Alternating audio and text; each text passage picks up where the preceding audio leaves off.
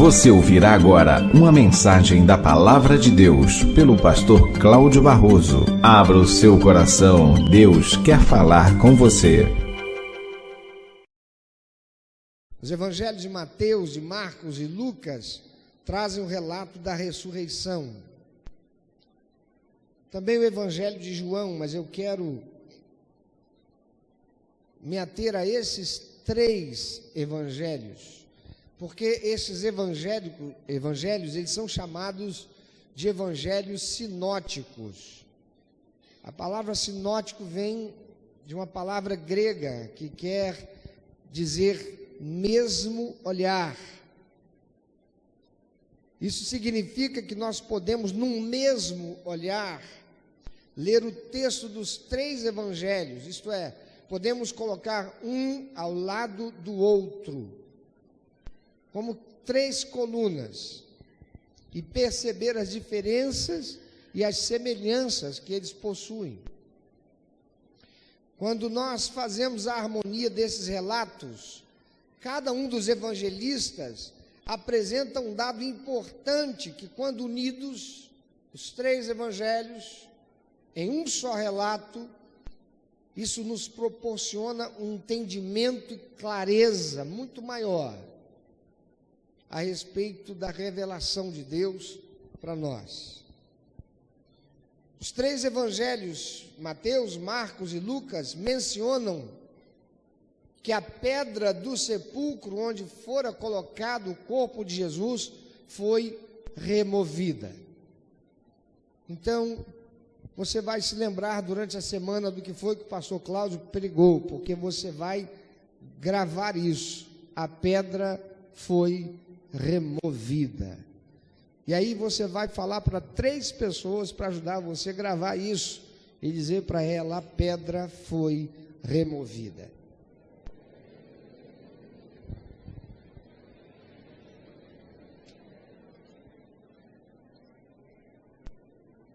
Você não tem noção, aquela pedra pesava aproximadamente 1.500 quilos, conseguiu removê-la muito rápido. Você falou que ela foi removida tão rápido que ninguém nem deu tempo para pensar que era uma pedra. Mas a pedra foi?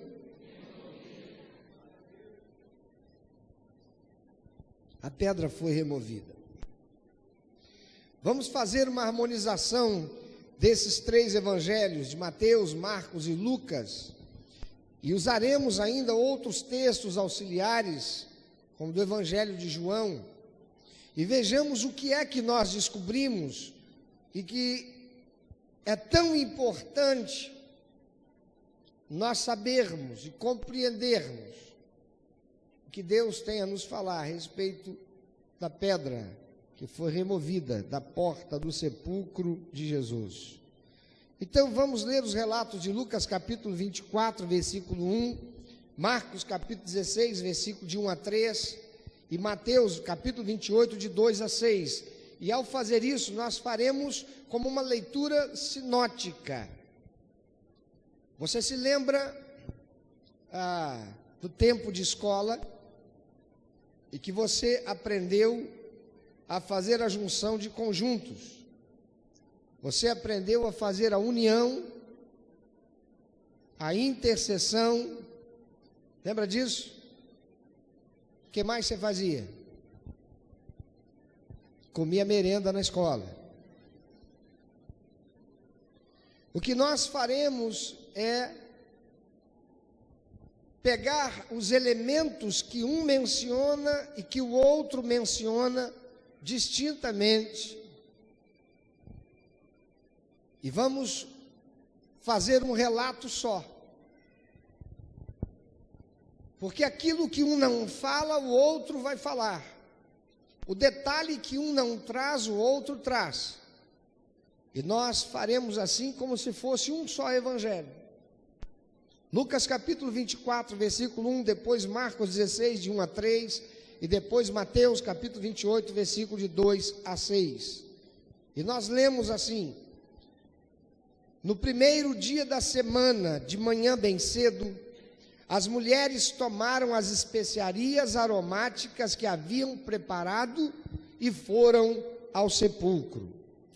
Marcos capítulo 16, versículo de 1 a 3, vai dizer quem são essas mulheres. Então ele diz: Maria Madalena, Salomé e Maria, mãe de Tiago, compraram especiarias aromáticas para ungir o corpo de Jesus. No primeiro dia da semana, bem cedo, ao nascer do sol, elas se dirigiram ao sepulcro, perguntando umas às outras: quem removerá para nós a pedra da entrada do sepulcro? Mateus capítulo 28, versículo de 2 a 6, vai responder essa pergunta delas. E eis que houve um grande terremoto, porque um anjo do Senhor desceu do céu, chegou-se, removeu a pedra e assentou-se sobre ela. O seu aspecto era como um relâmpago, e a sua veste alva como a neve. E os guardas tremeram, espavoridos, e ficaram como se estivessem mortos. Mas o anjo, dirigindo-se às mulheres, disse: não temais, porque sei que buscais Jesus, que foi crucificado. Ele não está aqui, ressuscitou, como tinha dito. Vinde ver onde ele jazia. Amados, algo a nos chamar a atenção é que aquelas mulheres estavam indo para o sepulcro onde Jesus tivera o seu corpo colocado. Elas estavam indo para cuidar do corpo de Jesus, porque na sexta-feira, quando Jesus morreu, não foi possível cuidar do corpo de Jesus, porque era já o início do sábado, quando o judeu não pode fazer nenhum tipo de serviço, tudo para. É assim ainda hoje lá em Israel. Às vezes eu e Flávia nos esquecemos, porque há uma diferença de 6 horas daqui até onde Natália está, nossa filha. E às vezes na sexta-feira, a gente liga para ela, e aí, filha, como é que está? Você já está indo na aula? Você está numa aula aí agora? Eu falo: não, papai, não, mamãe, aqui agora é o sabá. É o Shabá. Porque às 18 horas de sexta-feira começa o Shabá. Começa o sábado. Nós aqui dizemos que o novo dia começa às 0 hora. Para o judeu, às 18 horas, quando já começa a escurecer, começa um novo dia. Eles não puderam cuidar do corpo de Jesus, porque o Shabá estava começando. O corpo de Jesus, ele foi apenas envolto em um pano de linho e colocado no sepulcro da família de José de Arimateia, que era um discípulo de Jesus, um homem abastado, um homem de uma condição financeira mais privilegiada. Ele tinha um sepulcro de família e havia um túmulo ainda não utilizado, zerinho. E é lá que Jesus teve o seu corpo colocado. Jesus teve o seu corpo envolto em um pano de linho e cerca de 45 quilos de uma mistura de mirra e aloés, mas ele não pôde ter o seu corpo preparado. Quando alguém querido nosso falece, morre, nós queremos que o corpo, a lembrança física desse ente querido, receba o tratamento de dignidade melhor que a gente possa dar. A gente quer comprar flores naturais para cobrir o caixão e amenizar a imagem da morte sobre aquele ente querido. Muitos querem colocar um caixão de melhor qualidade e aparência. Outros querem ainda comprar coroas de flores. Querem dar a melhor expressão de dignidade possível para aquele seu ente querido, cuja lembrança física está ali. Ele não mais está, está a sua lembrança física, o corpo que foi abraçado, o corpo que foi beijado, o corpo que recebeu o carinho daquela pessoa que era tão amada. Jesus não pôde ter o seu corpo cuidado assim. Aquelas mulheres, portanto, estavam indo lá para fazê-lo, e isso no domingo de manhã.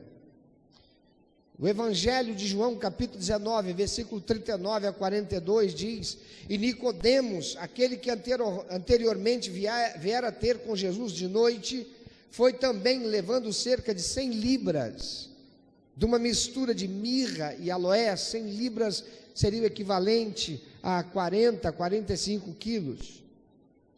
Tomaram, pois, o corpo de Jesus e o envolveram em panos de linho com as especiarias, como os judeus costumavam fazer na preparação para a sepultura. No lugar onde Jesus foi crucificado, havia um jardim, e nesse jardim um sepulcro novo, em que ninguém ainda havia sido posto ali. Ali, pois, por ser a véspera do sábado dos judeus, e por estar perto aquele sepulcro, puseram a Jesus. Amados, aquelas mulheres queriam expressar carinho, elas queriam proporcionar dignidade ao corpo do seu mestre, mas a vontade de honrá-lo era tanta, que elas saíram para o sepulcro, elas saíram para o cemitério, e elas se esqueceram de um problema que elas enfrentariam quando chegassem lá, e o problema era muito sério, um problema sério a ser resolvido. Então elas caem em si e perguntam-se umas às outras: mas quem removerá para nós a pedra da entrada do sepulcro? Aquele era um grande problema, porque os túmulos, como que o corpo de Jesus foi sepultado, ficavam dentro de uma espécie de caverna escavada na rocha. Cavava-se uma caverna, e dependendo da capacidade financeira da família, cavava-se esse buraco bem grande, uma mini caverna, e dentro dela escavava-se os lugares onde os corpos ficavam.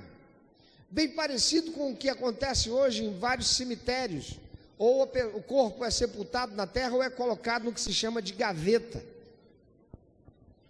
E essas, na linguagem de hoje, gavetas, ficavam dentro dessa mini caverna. E na porta dessa caverna, na porta desse sepulcro, era colocada uma pedra em forma redonda, para que pudesse ser rolada e cobrir a entrada.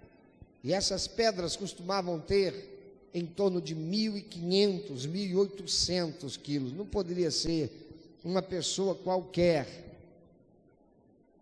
E uma só pessoa nem daria conta de fazê-lo. Era um problema muito grande para aquelas mulheres que queriam prestar dignidade e carinho à lembrança física de Jesus.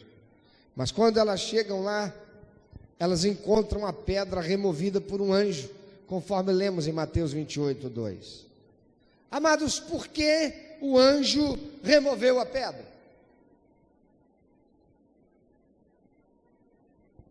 Quando lemos esse texto, ficamos com a impressão de que o anjo removeu a pedra para que Jesus então saísse. Ele foi ressuscitado, um anjo vem do céu, remove a pedra, claro, para Jesus sair. Mas terá sido mesmo por isso? Será que Jesus, o ressuscitado, o Deus encarnado, o onipotente agora, precisava disso? O Evangelho de João relata que depois de ressuscitar e aparecer para várias pessoas que eram seus discípulos, Jesus vai também aparecer para os seus 12. E no capítulo 20, versículo 19 do Evangelho de João, está relatado que naquela noite encontravam-se os discípulos reunidos à porta fechada, com medo dos judeus, quando surgiu Jesus no meio deles, dizendo: a paz seja convosco. Eles estavam dentro de uma casa, a portas fechadas, trancados lá dentro, com medo dos judeus que pudessem vir para agredi-los, porque sabiam que eles eram os discípulos de Jesus, o mesmo Jesus que eles levaram a ser morto naquela cruz. E Jesus simplesmente aparece no meio deles. Ninguém abriu a porta. Não houve um terremoto que rachou e a parede caiu e Jesus entrou. Jesus atravessou as paredes, Jesus atravessou a porta fechada, Jesus surgiu no meio deles, dizendo: a paz seja convosco. Amados, se Jesus ressuscitado podia entrar numa casa com as portas fechadas, poderia aquela pedra impedi-lo de sair? Não. Mas então por que é que o anjo faz a pedra rolar para o sepulcro ser aberto? Capítulo 28, versículo 6 de Mateus, que lemos, nos dá a resposta. Pois ele recebe as mulheres que estão chegando ali para dar dignidade e expressão de carinho, a lembrança física do seu mestre Jesus. E o anjo diz para elas: vinde e vede o lugar onde o Senhor jazia. Ele vai dizer ainda: eu estava esperando vocês. Agora venham, entrem e vejam onde o corpo do teu mestre, o corpo do Senhor, fora colocado. Amados, a pedra foi removida não para Jesus sair, a pedra foi removida para as duas mulheres entrarem e constatarem a ressurreição. Não para que Jesus saísse, mas para que elas pudessem olhar para dentro e constatar que a promessa fora cumprida. A morte não o deteve, não pôde deter o poder de Deus para a salvação e a vida eterna de todo aquele que nele crer e o receber como único, eterno e suficiente Salvador e Senhor da sua vida. A pedra significava a impossibilidade para aquelas mulheres prestarem honra ao Senhor. Deus a removeu para que elas pudessem ter o que mais precisavam: a alegria, o renovo, a constatação da vitória, a salvação que ainda hoje Ele está fazendo, operando, removendo a morte na vida de todo aquele que, como aquelas mulheres, estão desejosos de honrá-lo, de honrar o Senhor.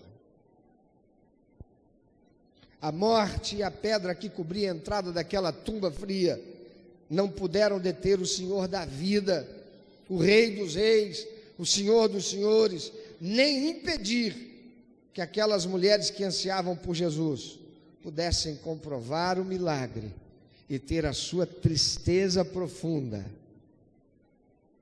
desfeita e substituída pela alegria eterna da salvação. A mensagem que Deus nos transmite, queridos, é o que está no Evangelho de João, capítulo 11, versículo 40, que se crermos, veremos a glória de Deus. Você talvez esteja precisando ver a glória de Deus.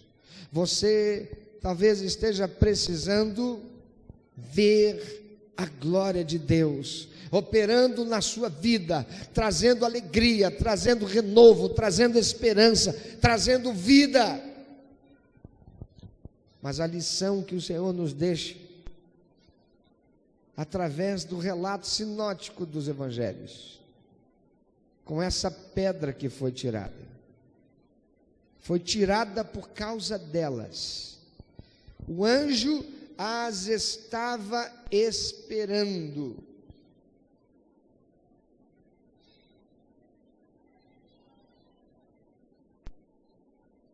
Mas o anjo, dirigindo-se às mulheres, disse: não temais, porque sei que buscais a Jesus. E a palavra de Deus diz: vós me buscareis e me achareis, quando me buscardes de todo o vosso coração. Meu irmão, minha irmã, você está precisando, meu amigo, minha amiga, você está ansiando ver a glória de Deus. A sua vida anda angustiada, em tristeza, em opressão, e você anseia por ver a glória de Deus sendo manifesta na sua vida, para trazer renovo, para trazer esperança. Você precisa de salvação, você precisa mais do que nunca se colocar de tal maneira que Deus, lá do céu, mande um anjo para remover a pedra que impede você de ver a glória de Deus. Você precisa da glória de Deus? Tem muita gente que quer ver a glória de Deus, mas tem uma pedra impedindo disso, e precisa da intervenção do Senhor. E por que é que Deus mandou aquele anjo?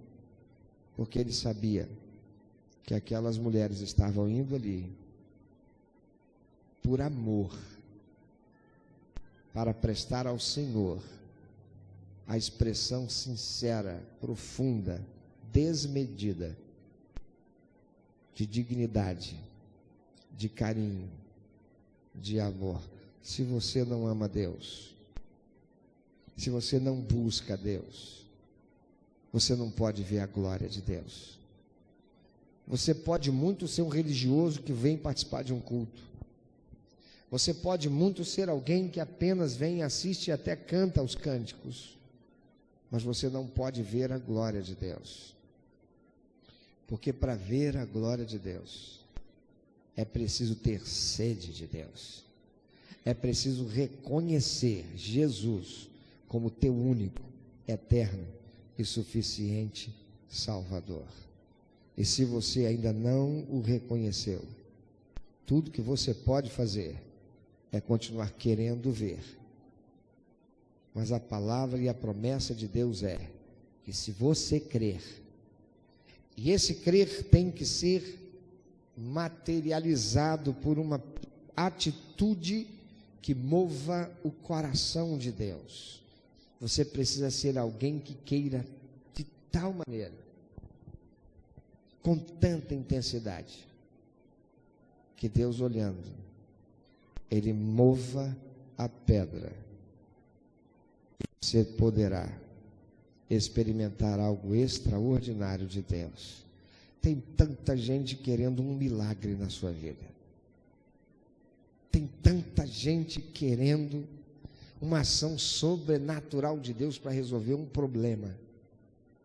Mas aquilo de que mais precisa, e que é o que Deus quer dar, não é a solução de um problema, mas a solução de todo o problema. E todo o problema é que os nossos pecados fazem separação entre nós e o nosso Deus. E só pode ver a glória de Deus aquele que reconhece que é pecador, confessa-se pecador ao Senhor, pede perdão e deseja com tanta intensidade ter experiências de comunhão profunda com Ele, que o busca em espírito e em verdade. Aquelas mulheres, no primeiro dia da semana, aquilo que estava na mente delas desde a sexta-feira é: o nosso Senhor merece o tratamento do melhor. Poderiam pensar: ele já está sepultado mesmo, já está desde sexta-feira,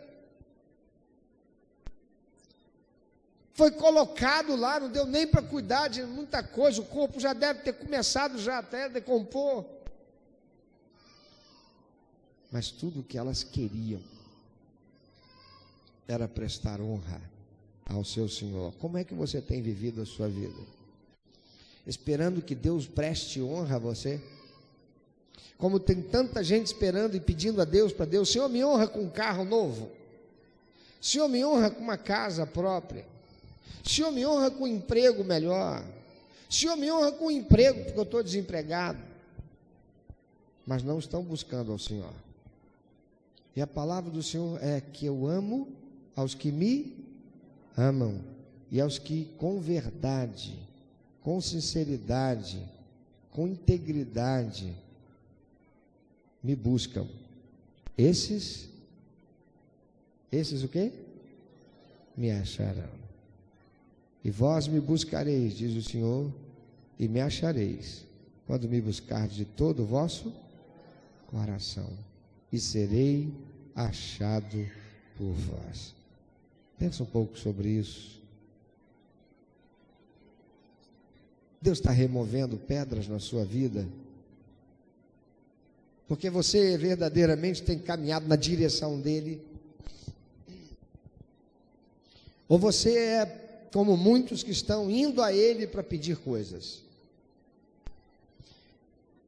Aquelas mulheres não estavam indo a Jesus para pedir nada, para elas ele estava morto. Elas queriam expressar honra.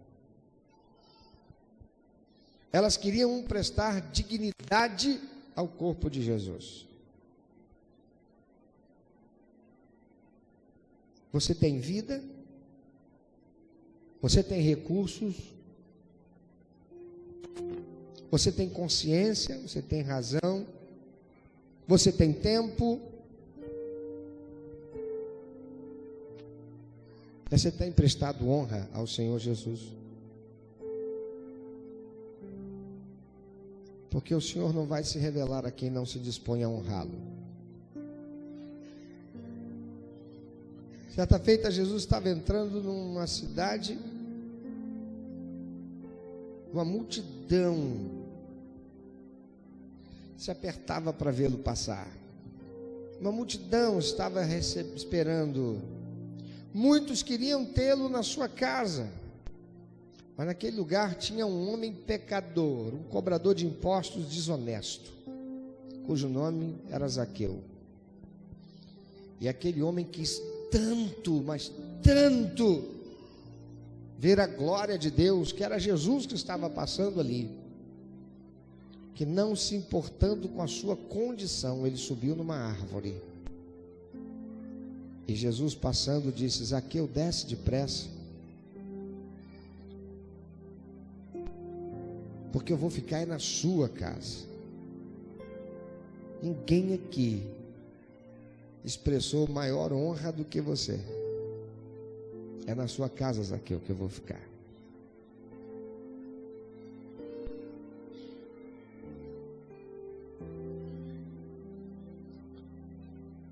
Você quer ver a glória de Deus? Há uma pedra que precisa ser removida na sua vida. Minha amada, você se converteu a Jesus Cristo, mas seu companheiro está sendo uma pedra. Há uma pedra no coração dele, impedindo que você possa ter uma experiência mais íntima de comunhão com o Senhor, de estar na comunhão da igreja, do corpo de Cristo.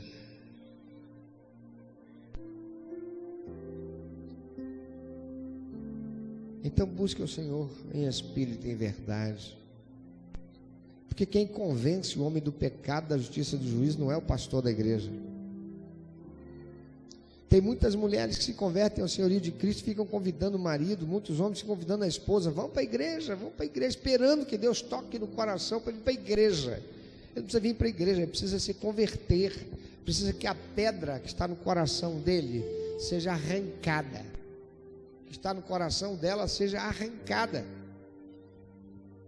Mas isso se dará na medida em que você se colocar sequioso, sequiosa, sedenta de comunhão com o Senhor, de honrar o Senhor. Quando o seu testemunho, o abrir da sua boca com ele, com ela, se dará pela ação do teu desejo de honrar ao Senhor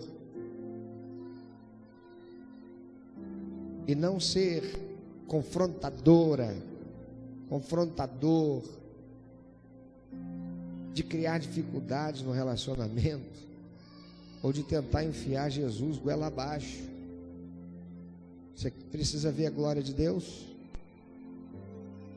Então creia e se disponha a honrá-lo, pois a promessa do Senhor é que, se crermos, veremos a glória do Senhor. Meu amado, se Deus tem falado ao seu coração, se você foi constrangido pelo Espírito Santo e quer compartilhar isso conosco, quer que nós estejamos orando por você, se você quer nos informar que você recebeu Jesus como teu único, eterno e suficiente Salvador, se você quer saber um pouco mais a respeito do que fazer para dar prazer ao coração de Deus e viver a vida que o Senhor tem reservado para você, vida de paz, de equilíbrio, de satisfação, entre em contato conosco. Ligue para nós, anote por favor, é 21 2761 1059, 21 2761 1059.